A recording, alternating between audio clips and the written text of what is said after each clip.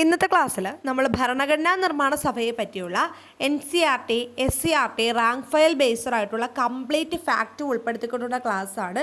അപ്പോൾ ഇത് part 1, part 2 അങ്ങനെ ആയിരിക്കും അപ്ലോഡ് ചെയ്യുന്നത്. അപ്പോൾ ആവശ്യമുള്ള എല്ലാവരും ഒന്ന് കാണുക. ഇഷ്ടമാവുന്നവരൊക്കെ ലൈക്ക് ചെയ്യുക, സബ്സ്ക്രൈബ് ചെയ്യുക, സപ്പോർട്ട് ചെയ്യുക. ക്ലാസ്സിലേക്ക് പോവാം. ഭരണഘടനാ നിർമ്മാണ സഭ രൂപീകരിക്കാൻ കാരണമായത് ക്യാബിനറ്റ് മിഷൻ പദ്ധതിയാണ്. അവിഭക്ത ഇന്ത്യക്കുള്ള ഭരണഘടനാ നിർമ്മാണ സഭ 1946 രൂപീകരിക്കുന്നു.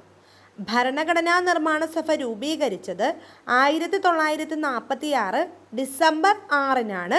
എന്നാൽ ആദ്യ യോഗം ചേരുന്നത് 1946 ഡിസംബർ 9-നാണ്. ഈ രണ്ട് ഡേറ്റും ഇമ്പോർട്ടൻ്റ് ആണ്, ഓർത്ത് വെച്ചേക്കുക.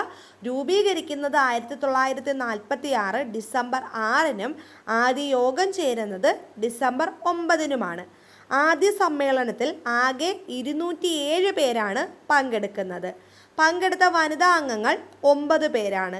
മുസ്ലിം ലീഗ് ആദ്യ സമ്മേളനത്തെ ബഹിഷ്കരിച്ചിരുന്നു. അപ്പോൾ ആദ്യ യോഗം ചേരുന്നത് ന്യൂഡൽഹിയിലെ കോൺസ്റ്റിറ്റ്യൂഷൻ ഹാളിലാണ്. ഇപ്പോൾ ഈ ഹാളിനെ അറിയപ്പെടുന്നത് സെൻട്രൽ ഹാൾ ഓഫ് പാർലമെൻറ്റ് എന്നാണ്.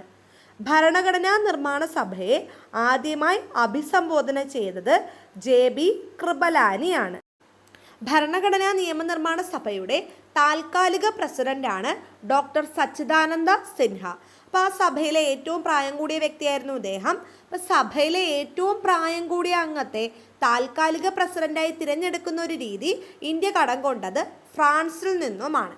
സ്ഥിരം പ്രസിഡന്റിനെ എല്ലാവർക്കും അറിയായിരിക്കും, ഡോക്ടർ രാജേന്ദ്ര പ്രസാദാണ്.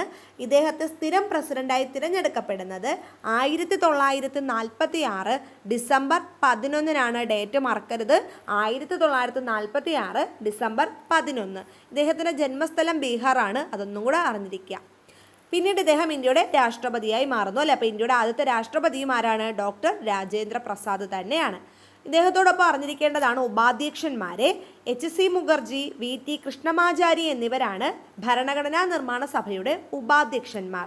ഈ HC മുഖർജിയുടെ ജന്മസ്ഥലം ബംഗാളാണ്. ഇദ്ദേഹത്തെ ഉപാധ്യക്ഷനായി തിരഞ്ഞെടുക്കുന്നത് 1947 ജനുവരി 25-ആണ്.